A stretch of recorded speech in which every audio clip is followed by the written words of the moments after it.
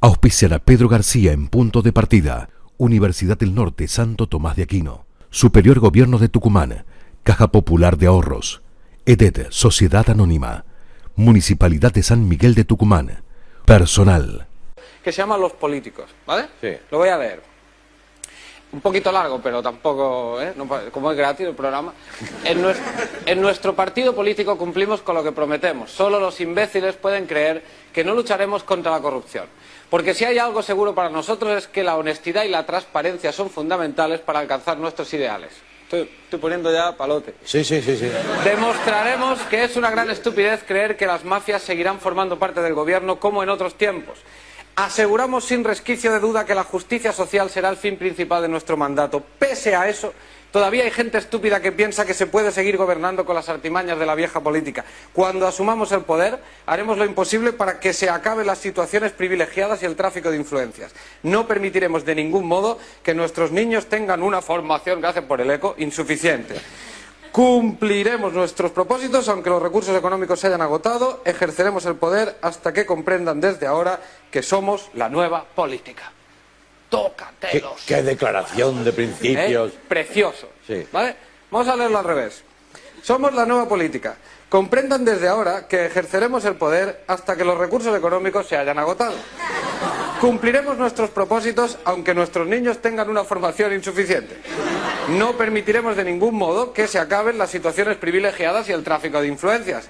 Cuando asumamos el poder, haremos lo imposible para que se pueda seguir gobernando con las artimañas de la vieja política. Pese a eso, todavía hay gente estúpida que piensa que la justicia social será el fin principal de nuestro mandato. Aseguramos sin resquicio de duda que, como en otros tiempos, las mafias seguirán formando parte del gobierno. Demostraremos que es una gran estupidez creer que para alcanzar nuestros ideales la honestidad y la transparencia son fundamentales, porque si hay algo seguro para nosotros es que no lucharemos contra la corrupción. Solo los imbéciles pueden creer que en nuestro partido político cumplimos con lo que prometemos. ¡Vamos, vamos! ¿Qué tal? ¿Cómo le va? Buenas tardes, buenas noches. Un programa muy interesante el de hoy, les prometo. Vamos a hablar de Juan Bautista Alberdi, el gran olvidado. Juan Bautista Alberdi, que recibe en Tucumán muy poco reconocimiento. Un tema pendiente. Es el padre intelectual de la Constitución. Fue la herramienta fundamental con que organizamos el país. Organizar un país es necesario para que uno tenga como una hoja de ruta. La Argentina no tenía hoja de ruta. Alberdi lo iluminó y bueno, después vinieron, se sancionó la Constitución, nos dimos instituciones y comenzamos a saber hacia dónde iba el país, pero antes no había hoja de ruta. Por eso la importancia de Alberdi en nuestra historia. Y la Argentina encontró un rumbo. El legado de Alberdi son las características que le dio a la propuesta de democracia para la Argentina, representativa, republicana y federal. Todos aciertos. Todos aciertos. Un país se organiza con una constitución, con leyes, con división de poderes, con acceso a la información pública. Todas estas virtudes del sistema democrático son las que iluminó Juan Bautista Alberdi. Repito, el padre intelectual de nuestra Constitución y nuestra organización política nacional. Hoy la representación política, ustedes se darán cuenta que está en crisis, estamos como todos enojados con nuestros representantes. Y esto hizo que también entren en crisis los partidos políticos que son los que proponen los candidatos a representantes que después nosotros elegimos. Esto lleva a que haya una especie de debilitamiento en algunos sectores de la sociedad hacia debilitamiento del sentimiento favorable que debe tener la democracia. Es todo un desafío que enfrentamos hoy los argentinos. Reconstruir un civismo responsable que sea efectivo a la hora de emitir su voto y que pueda elegir los representantes que cree que son los más aptos. Y cuando se cansa de esos representantes, ahí está la alternancia, ahí está la posibilidad del castigo y de cambiarlos. Además, vamos a hablar sobre las élites. Ya con Álvaro lo desarrollamos el año pasado a este tema. Las élites en la Argentina y en cualquier país tienen una responsabilidad de iluminar hacia dónde va el país. Son todos aquellos que tienen el poder económico o el poder intelectual suficiente como para trabajar sobre la realidad. Tienen que hacer su aporte al país. Bueno, vamos a hablar en el programa de todos estos temas. Vamos a hablar de Juan Bautista Alberdi, vamos a hablar sobre la importancia de nuestra Constitución, las ideas que se plasmaron, la organización nacional. En realidad hay dos hechos fundamentales en la historia del país. Caseros, el triunfo de Urquiza sobre Rosas, ahí se define parte del país, y después, cuando se sanciona la independencia, se sanciona la Constitución, y ahí es donde entra a jugar la dimensión intelectual de Juan Bautista Alberdi, el olvidado. Después de una pequeña pausa, vamos a escuchar a nuestros invitados. Es un punto de partida. Tu futuro empieza hoy. Elegí tu destino. En la Universidad del Norte Santo Tomás de Aquino contamos con 4 sedes: Centro, Yerbabuena, Concepción y Buenos Aires. Más de 50 carreras presenciales y a distancia. Inscripciones abiertas para el ingreso 2026. Elegí UNSTA. Entra en unsta.edu.ar o contactanos al 3816-2011-20.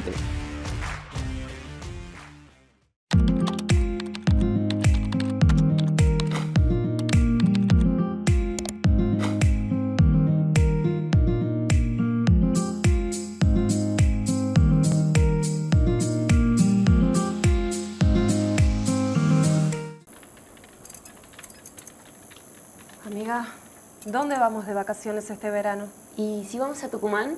¿A Tucumán? Sí, ¿qué tiene? Tiene diques, montañas, ríos y más, selva, valles, quebradas para explorar. Tiene todo además de una gran ciudad. Tucumán tiene todo, Tucumán tiene todo, Tucumán tiene todo.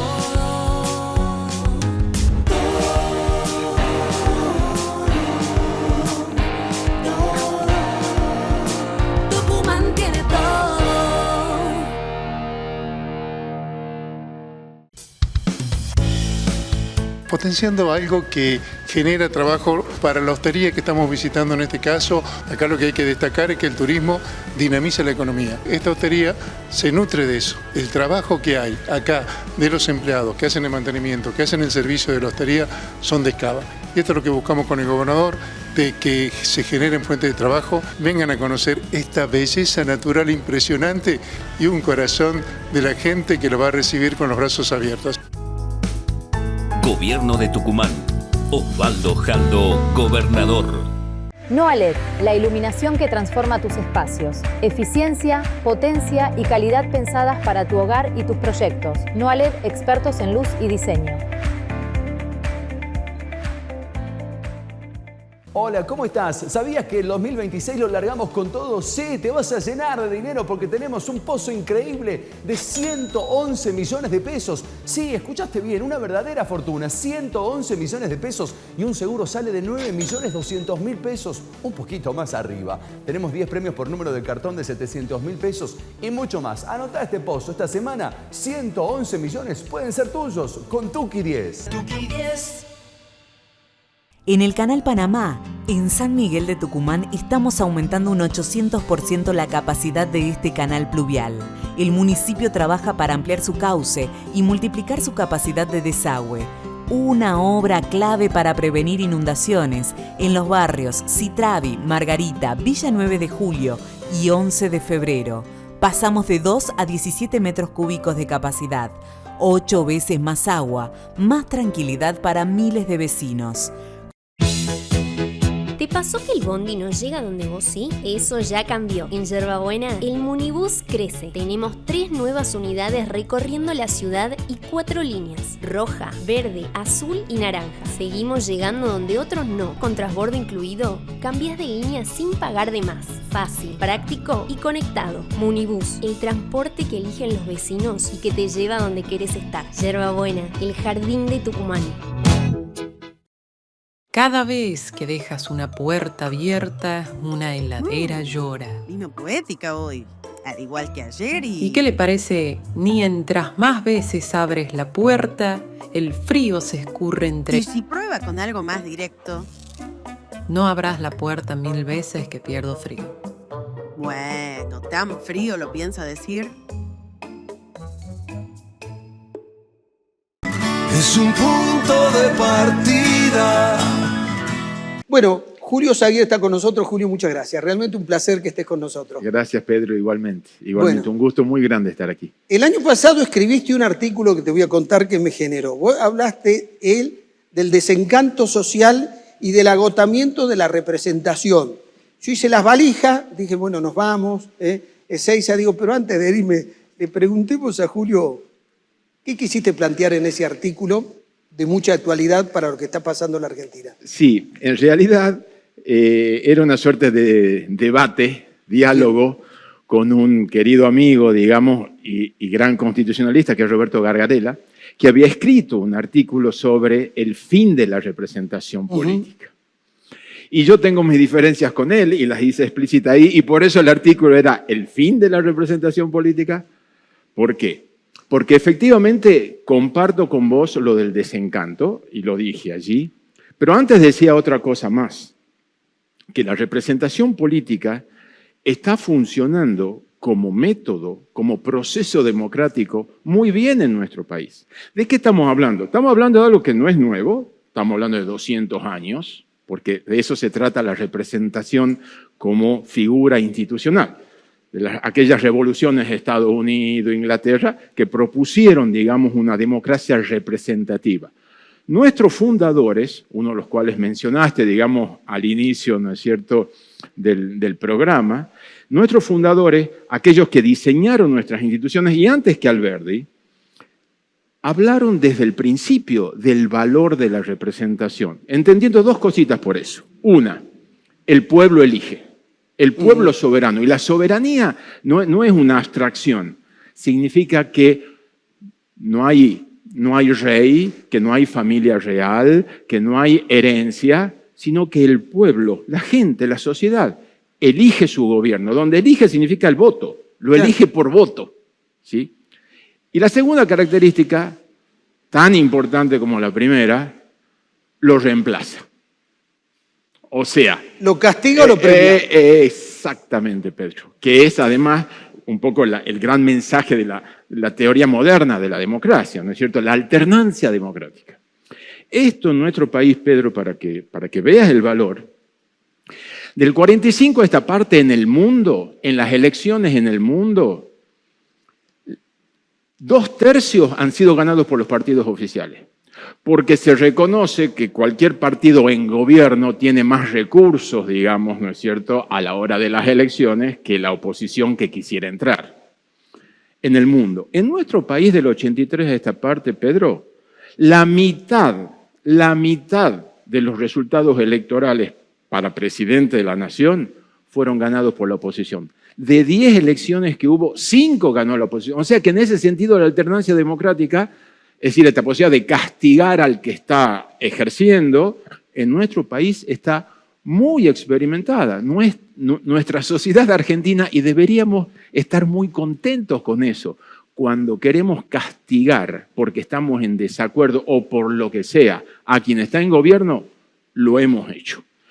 Esto no es menor, no sé si me entiendes. No, pero digamos. por supuesto, y vamos a profundizar. Yo me imagino que cuando vos leíste el artículo de Gargarella y dijo que la representación está terminada, vos dijiste, ajá, entonces si no hay representación ya no hay democracia. Claro. A ver. Efectivamente, no hay democracia. Muy bien en el artículo.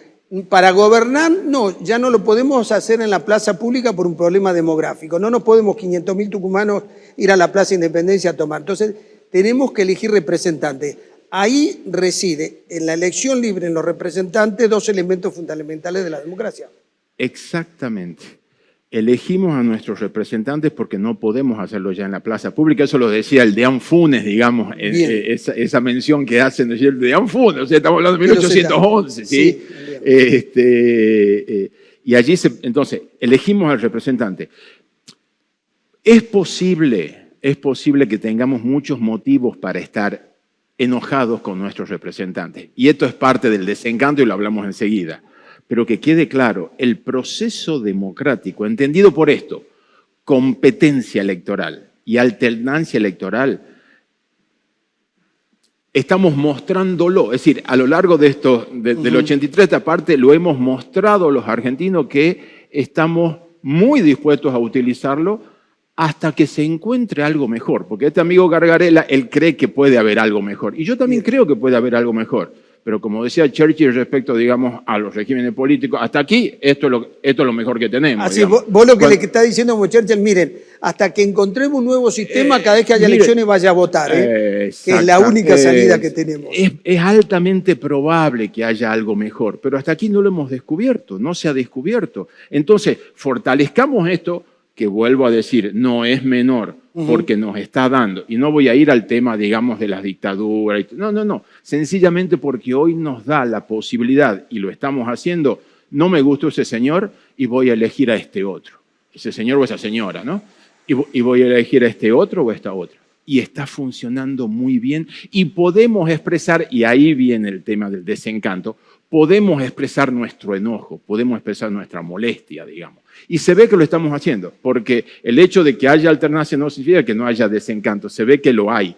Porque si estamos utilizando para cambiar, digamos, a cuánto candidatos oficial se presenta, quiere decir que estamos enojados. Ahora bien, ahí hay un tema muy interesante que es la representación. Si ¿por qué? ¿Con qué estamos enojados? Yo creo que no estamos enojados con el proceso, pero posiblemente estemos enojados con el resultado del proceso, que es otra cosa, que son las políticas públicas que deciden nuestros gobernantes. Estos representantes que elegimos, venimos enojados con los temas, con la manera en que están dirigiendo. Está claro que el actual presidente de la Nación es una dirección de política pública opuesta, digamos, a la anterior. Bueno, hemos decidido que queremos tratar por ahí, ¿no? Ahora, hay un tema no menor que es que las estrategias y tácticas de llegadas de un tiempo a esta parte, y no en Argentina, se están realizando a los fines de la competencia electoral por medio de una polarización extrema. Es decir, hemos exacerbado esta herramienta, yo le llamo de la política tuitera, ¿no es cierto?, en la cual el modo de competir es a través de una denostación del adversario, ¿no es cierto?, que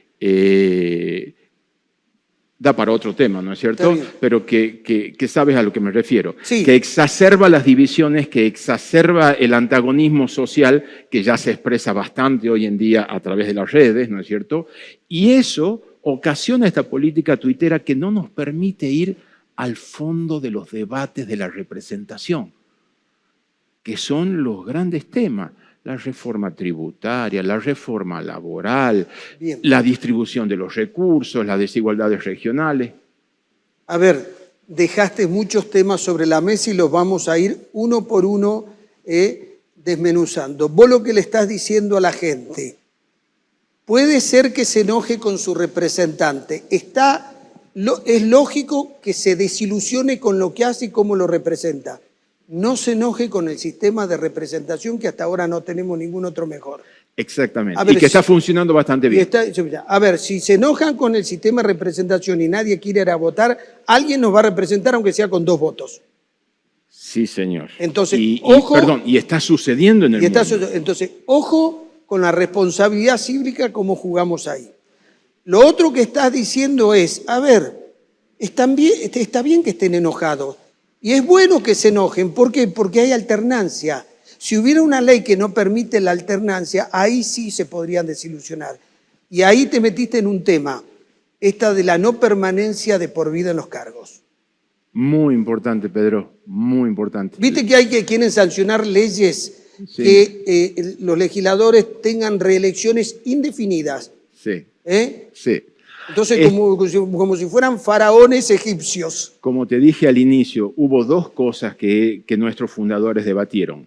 Elijamos, el pueblo elige, y reemplacemos. Esta posibilidad de lo indefinido es un obstáculo para el reemplazo, ¿sí? Claro.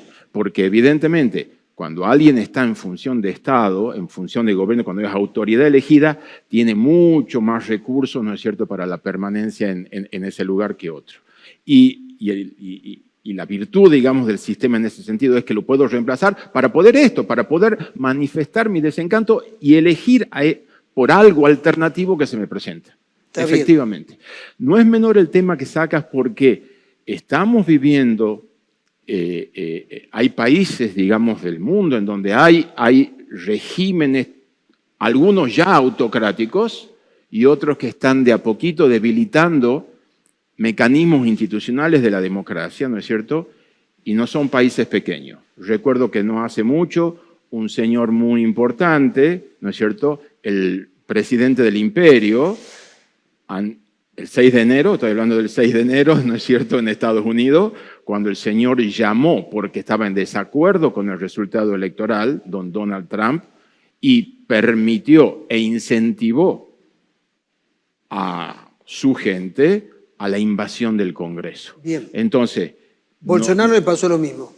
Y quedó claro para el mundo que eso no es democrático ni legal. Por eso actuó la justicia. Entonces, no es menor el tema. No es que, no, bueno, estas son cosas del pasado. No. No. A la democracia hay que cuidarla todos los días. Exactamente. Ahora, está muy bien lo que vos decís. Puede ser que estemos enojados. Ahora, hay que saber canalizar el enojo. Seguramente cuando elegí, yo te puedo decir, bueno, Julio, pero lo elegí por 4 años, me enojé al año y tengo que esperar 3 años. Bueno, hay otros mecanismos, pedir un plebiscito, pedir un referéndum, manifestarse, hacer foros y demostrar el enojo. El problema es, como vos decís, si yo solo lo quiero hacer por las redes sociales, y mirá, habría que ver si es tan eficaz. Mirá, uno de los grandes debates... en Estados Unidos fue entre dos de los padres fundadores de allá, entre Hamilton y Madison. Sí. Jefferson quería que las renovaciones sean anuales, ¿no? Madison, en cambio, se oponía, porque Madison hablaba también de las pasiones populares.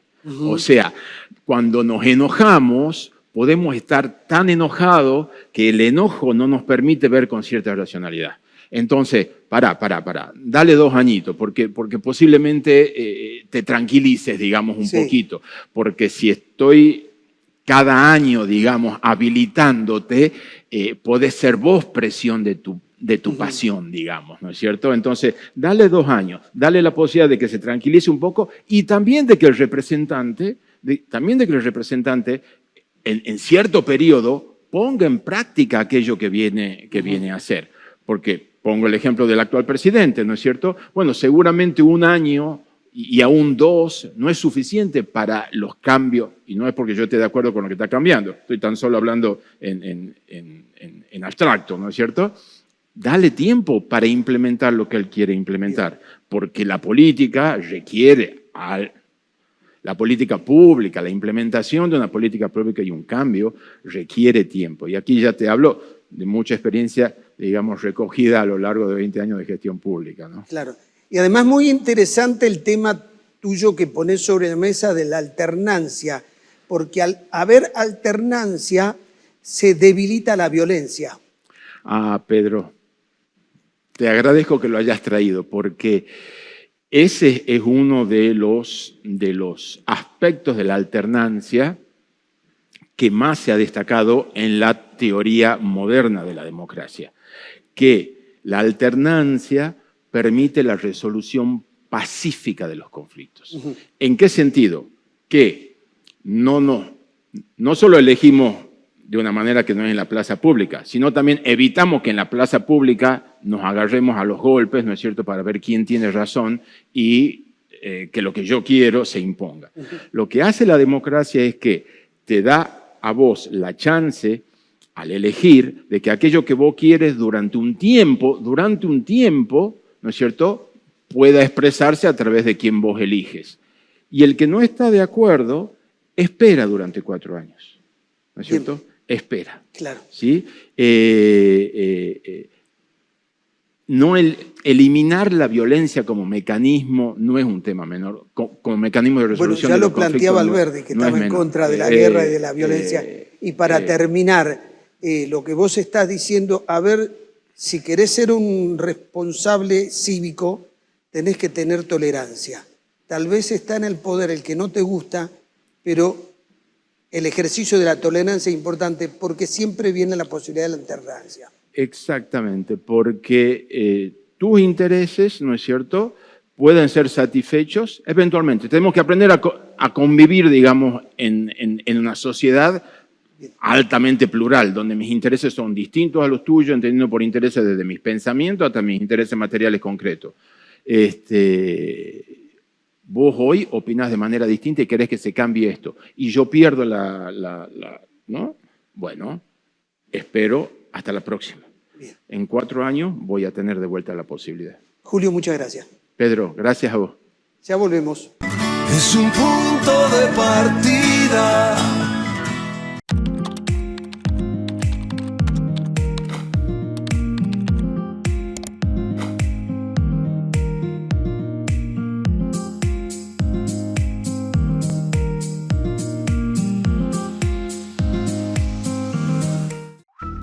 Hemos venido con todas las áreas del municipio que están trabajando en esto, con este programa que se llama justamente Manos a la Plaza, poniendo árboles, luminaria.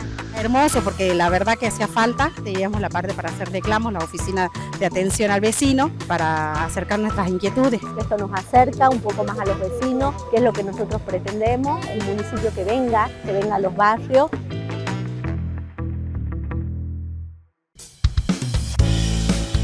Un pórtico da identidad, que está tan bien diseñado que hasta se paran a veces a sacarse fotografías, así que felicitar a quienes lo hicieron. Iluminación a lo largo de la ruta de seguridad vial y es dar vida nocturna, al igual que cada una de las obras. Un CAPS a nuevo para Amberes con muchos servicios. Bueno, esto es parte de esta reactivación que nos ha encomendado el gobernador Osvaldo Jaldo, y así como ese programa está desarrollando 309 viviendas en toda la provincia.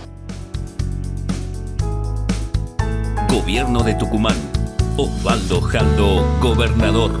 Con Jadever Tucumán tenés soluciones para tu hogar, calidad para tu jardín, rendimiento para tu taller, calidad garantizada y respaldo oficial. Jadever Point, de Grupo Noaled. Tu próximo gran proyecto comienza con nosotros. En esta gestión, cada decisión nace del diálogo, del territorio, de la cercanía con la gente.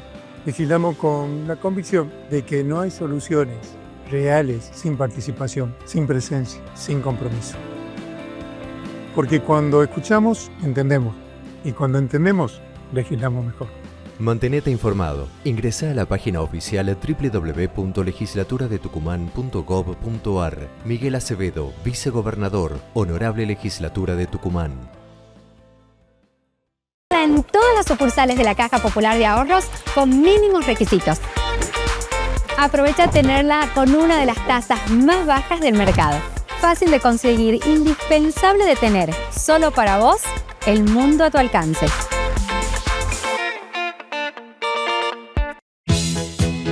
¿Te pasó que el bondi no llega donde vos sí? Eso ya cambió. En Yerbabuena, el Munibus crece. Tenemos 3 nuevas unidades recorriendo la ciudad y 4 líneas: roja, verde, azul y naranja. Seguimos llegando donde otros no. Con transbordo incluido, cambias de línea sin pagar de más. Fácil, práctico y conectado. Munibus, el transporte que eligen los vecinos y que te lleva donde querés estar. Yerbabuena, el jardín de Tucumán.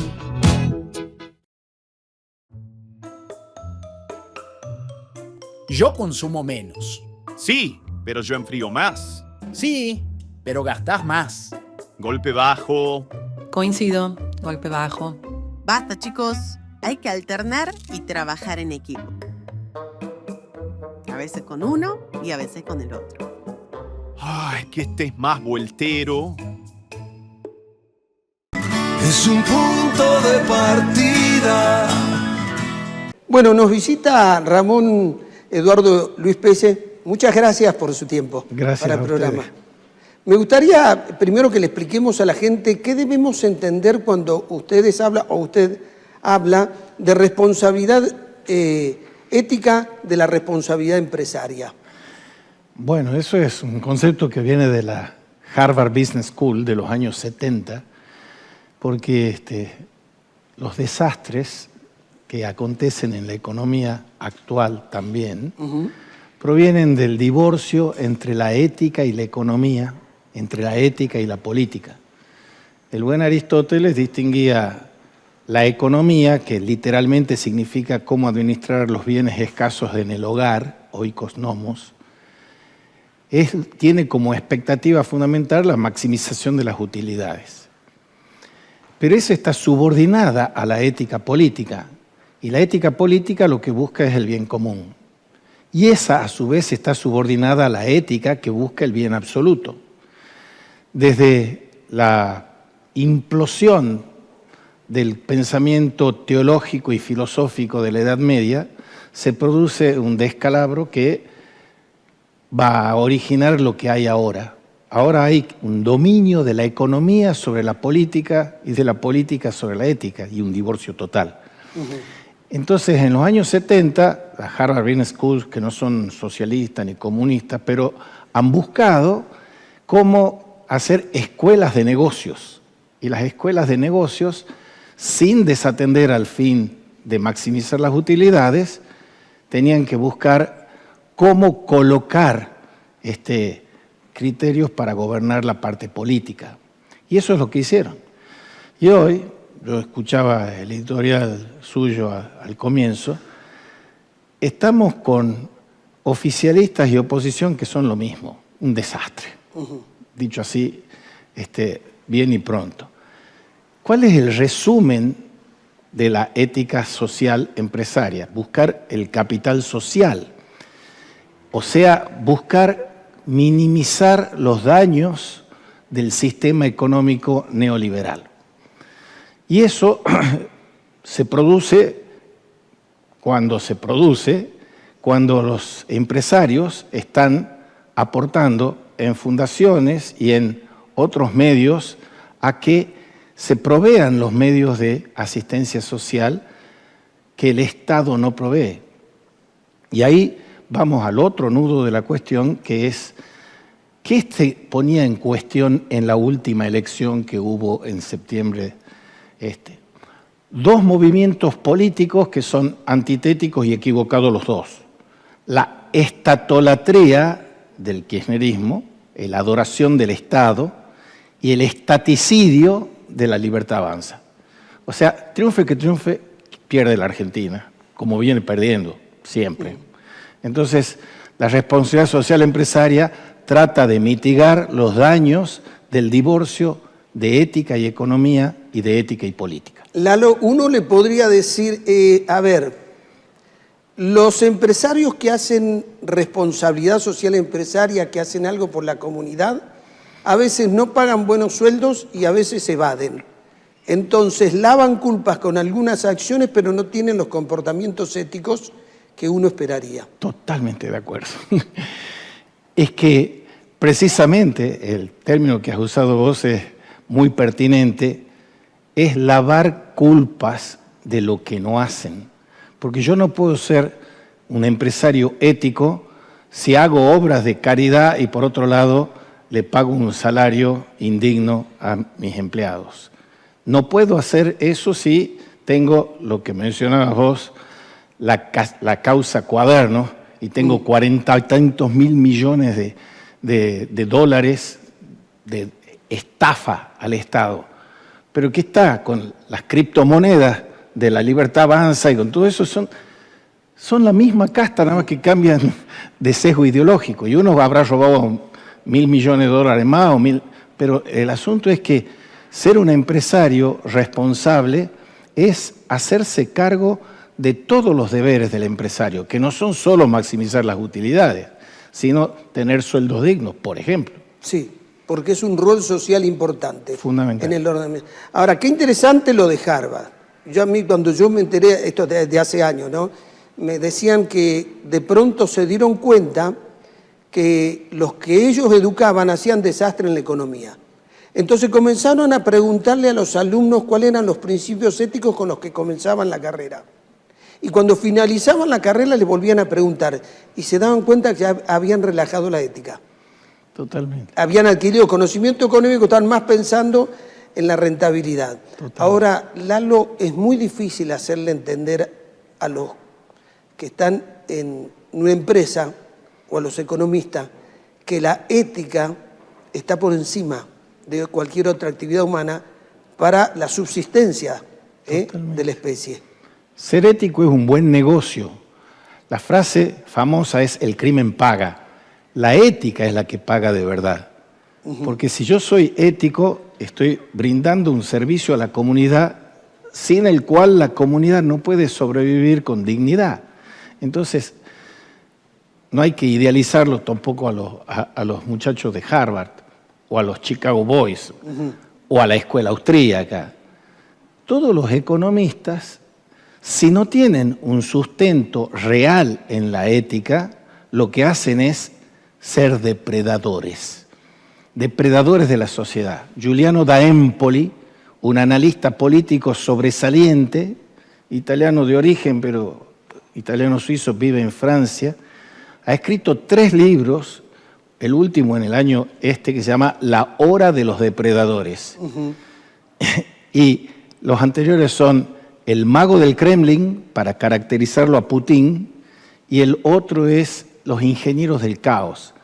¿Qué caracteriza eso? Volvamos a la cuestión política, que es fundamental, subordinando a la economía. ¿Quién gana las elecciones? Trump, Milei, Putin, Deng Xiaoping, Macron, todos depredadores. Porque el resumen más condensado de lo que es la no ética política que rige el mundo actual es el imperio no solo de las redes sociales, sino de la inteligencia artificial. Y la inteligencia artificial, así como manipula a los clientes y consumidores para comprar cosas que no quieren, manipula a la gente para poner presidentes y sacar presidentes. El resumen más condensado de Milei o de Trump es ira y odio más algoritmo. Con las redes, con el algoritmo y con la cuestión de la inteligencia artificial, que tiene unas maravillas tecnológicas que nadie puede discutir, obviamente, pero que han cambiado la forma de hacer política. La política ahora se hace con tipos que son con los que manejan los big data, manejan los datos con los cuales manipular a los electores. Claro, claro, no, en vez de ciudadanos somos un perfil. Totalmente. Bien. Ahora, Lalo, el otro tema, yo cuando hablé de Harvard tampoco creo que Harvard sea un ejemplo ético para lo que son mis convicciones, pero para hacerle una aclaración a la gente. Sí. Se dieron cuenta que en una economía, cuanto mayor conducta ética hay, mayor es la crisis. Vayamos a los ejemplos. Sí. La crisis del 30 fue por especulación. La crisis de la subprime fue por especulación. Cuando la ética se rompe, fíjense los problemas económicos. Esa es la preocupación que tenían. No es que en Harvard se volvieron éticos. Totalmente. Saben que terminan perdiendo todos en la economía. Totalmente. No, estoy totalmente de acuerdo. A mí me llamaban en esos años que no existía la inteligencia artificial, de la Facultad de Ciencias Económicas de la UNT, de la Facultad de Ciencias Económicas en la Católica de Santiago del Estero, para dar cursos de escuela de negocios. Y yo les explicaba, no hace falta ser un filósofo muy avesado, que escuela de negocios es una contradicción en los términos, porque escuela, schola en latín, scholé en griego, significa ocio, y el negocio es la negación del ocio. Y dice Aristóteles, hay que estar no ocioso, o sea, hacer negocios para tener ocio. El fin fundamental es tener ocio, que es la contemplación y la reflexión y el pensamiento. Lalo, cuando usted le dice a los empresarios tienen que tener ética de la responsabilidad, bien, le puede decir un empresario, pero usted me quiere poner en un pie de desigualdad. Así me lo han dicho, no me pueden decir, me lo han dicho. Claro. Yo estaba con capitanes de la industria azucarera y de otras maldades tucumanas en la fundación del Tucumán, dando una charla para varios empresarios capitostes, de ingenios, etcétera, de limones. Y entonces yo les decía estas cosas, porque yo venía de Santiago del Estero dando estos cursos y la gente tenía que hacer unas monografías. Y los santiagueños hacían monografías de esos cursos de ética empresarial diciendo, los tucumanos nos pudren el agua, porque del salí nos pudren el dulce. Y entonces estos capitanes de la industria tucumana decían, pero usted quiere que nosotros pongamos los filtros para que no salgan los residuos tóxicos al río, entonces dejamos de ser competitivos y las familias que viven de nosotros se quiebran. Me lo decían. Sí, porque hay todavía empresarios que no entienden, Lalo, que cuando uno hace la ecuación del negocio debe incorporar el aspecto ambiental. Totalmente. Si no, no está planificando como corresponde el negocio. Totalmente. Ahora, quiero hacer una salvedad. Yo soy uno de ellos, que es muy crítico de la industria azucarera por todo lo que contamina. Pero tengo entendido que la empresa que más contamina en Tucumán es Papel de Tucumán. Y también está BGH, hay montones que contaminan.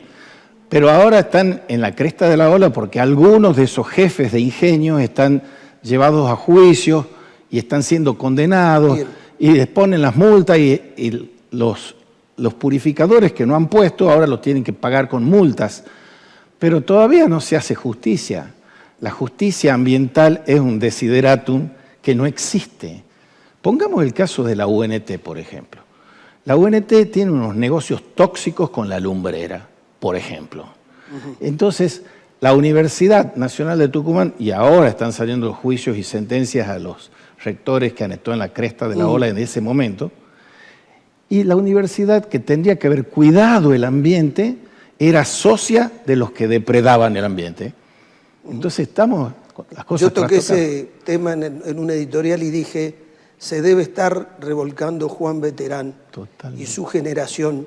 Y cuando esta frase de pedes interra, asidera visus, los pies en la tierra, la mirada en el cielo, en realidad los que fueron enjuiciados lo cambiaron, dice, con los pies en la tierra y la mirada en el billete. Totalmente. Que es lo único que les interesaba. Al cielo no querían llegar al cielo. No querían llegar al cielo. Para terminar, Lalo, me llama lo que usted dice, esto de gobiernos depredadores, de actitudes depredadoras, tanto de los empresarios. También me llama la atención que a veces queremos medir a la ciudadanía por el consumo. Entonces, en vez de ser ciudadanos republicanos, somos como consumidores. Entonces, la gente a eso pareciera que lo aceptó. Si a mí me va bien, no importa que sean corruptos.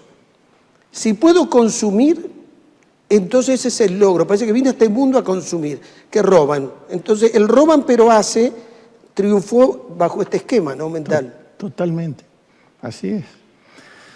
O sea que el desafío que tenemos todos los ciudadanos, yo suelo decir que hay un doble laberinto trágico en la política y en la escuela. Escuela y república son las dos instituciones fundamentales que hay para que exista una democracia. Y podríamos hablar mucho sobre la democracia también.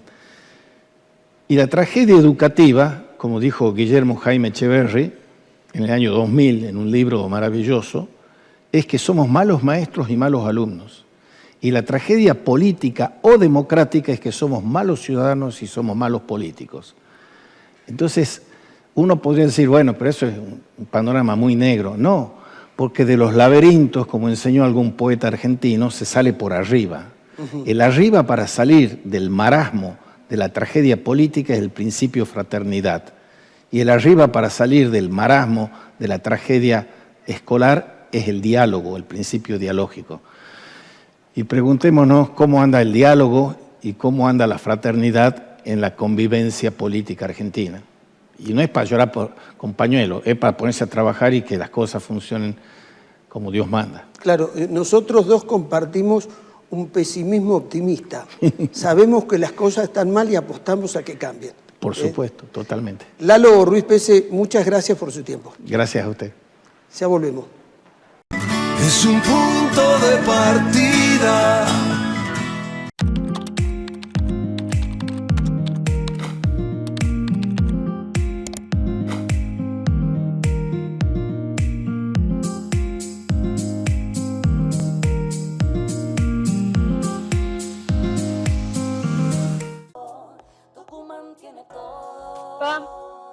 de vacaciones este verano?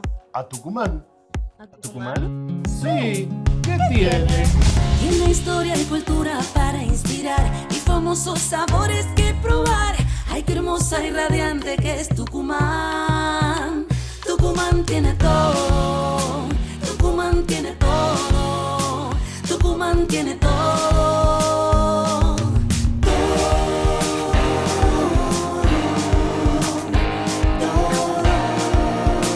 Tucumán tiene todo.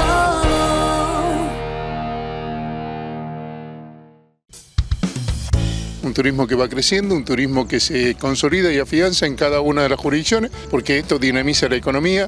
Felicitar al ente de turismo, ha incorporado la quebrada de Lules al circuito de las Yungas, un atractivo que Tucumán tiene para exportar. Queremos poner el turismo en énfasis, en relevancia. Nosotros tenemos en Tucumán muchísimas bellezas naturales y trabajando todo de manera coordinada para poner Tucumán en materia de turismo a donde tiene que estar, porque para eso Tucumán tiene todo. Gobierno de Tucumán. Osvaldo Jaldo, gobernador. Con Jadever Tucumán tenés soluciones para tu hogar, calidad para tu jardín, rendimiento para tu taller, calidad garantizada y respaldo oficial. Jadever Point, de Grupo No Aled. Tu próximo gran proyecto comienza con nosotros. En este 2026 hay proyectos que esperan hacerse realidad. En cada barrio, en cada calle, San Miguel de Tucumán sigue avanzando. Nuevo año, nuevos espacios, nuevas oportunidades, nuevos desafíos. San Miguel de Tucumán, la ciudad que queremos. Con la tarjeta de la Caja vas a poder disfrutar de viajar a donde soñaste. Disfrutá de lo que tanto querés, porque con la tarjeta de la Caja siempre ahorrás. No Aled, la iluminación que transforma tus espacios. Eficiencia, potencia y calidad pensadas para tu hogar y tus proyectos. No Aled, expertos en luz y diseño. Es un punto de partida.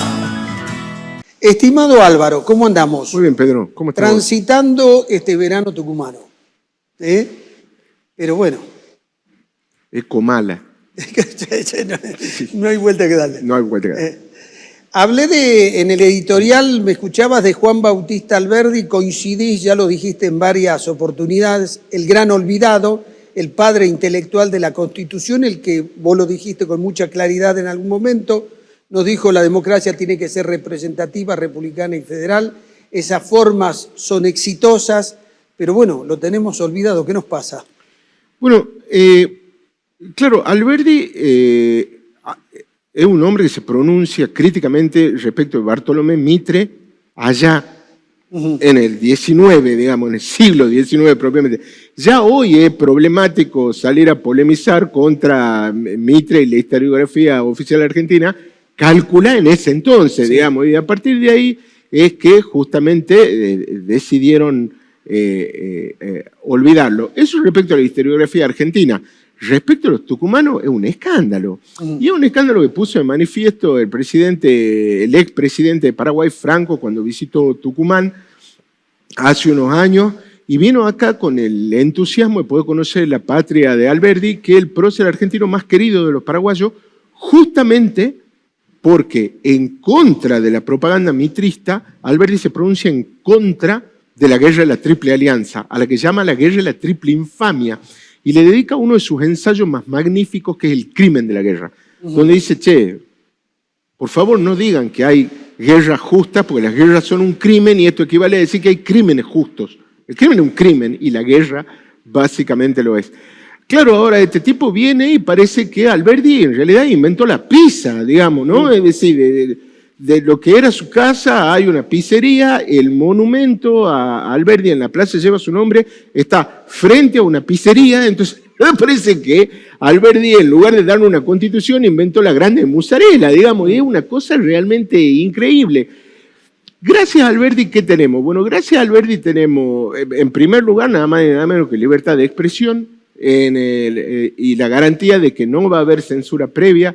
básicamente en la Argentina, el derecho a ejercer toda industria lícita, es decir, el derecho al trabajo honesto, la inviolabilidad de la propiedad privada garantizada y de la correspondencia privada de las personas, la abolición de la esclavitud, mediante el artículo 15 en 1853, 10 años antes que en Estados Unidos, que recién va a abolir la esclavitud el 1 de enero del 63, ¿no? Y lo va a abolir por decreto de Lincoln, no mediante la Constitución que está prohijando Juan Bautista Alberdi. Y la garantía de que todos los ciudadanos somos iguales ante la ley, de que acá no hay título de nobleza ni prerrogativas de sangre, de que todos somos admisibles en los cargos públicos sin otra condición que la idoneidad, de que no se puede obligar a nadie a hacer lo que la ley no manda, ni se puede prohibir a nadie hacer lo que la ley no prohíbe. Y sobre todo, ¿no? Que no vamos a ser juzgados sino por leyes anteriores que tipifican el presunto ilícito y por jueces nombrados con anterioridad a la comisión del presunto ilícito. Y el derecho a la intimidad, consagrado en el artículo 19, que dice que los actos privados de los hombres están exentos de la interpretación de los magistrados si no afectan la moral pública ni dañan a terceros y solo están reservados ante Dios, es decir, ante la propia conciencia de las personas. Ahora, todo eso, o sea, Alberdi, ¿no? En Colombia, el billete de máxima denominación, que es el de 50.000 pesos colombianos, lo tiene a Gabriel García Márquez, que le da el Nobel de Literatura a los colombianos con 100 años de soledad. Bueno, nuestro billete de máxima denominación, el de 20.000 pesos, lo tiene Alberdi, que le da una forma a la patria. Y esto es lo que vos bien señalás en su fragmento preliminar al estudio del derecho. Alberdi dice, che, vamos a analizar esta cuestión de la soberanía del pueblo, ¿sí? Porque la verdad es que en nombre de la soberanía del pueblo puede gobernar uno, varios o muchos, ¿sí? Entonces, no estamos acá discutiendo la cuestión de la soberanía del pueblo, que en América, desde la Revolución Norteamericana de 1776 para acá, es una cuestión resuelta. Ahí está Tocqueville escribiendo sobre ello en 1830. Ya una cuestión resuelta que aquí vamos a hacer igual y va a gobernar básicamente la voluntad del pueblo. Ahora, el tema es con qué forma. ¿Cuál va a ser la forma en la que vamos a canalizar básicamente la soberanía popular? Y entonces dice, a través de la república, de la representación y del federalismo, ¿no?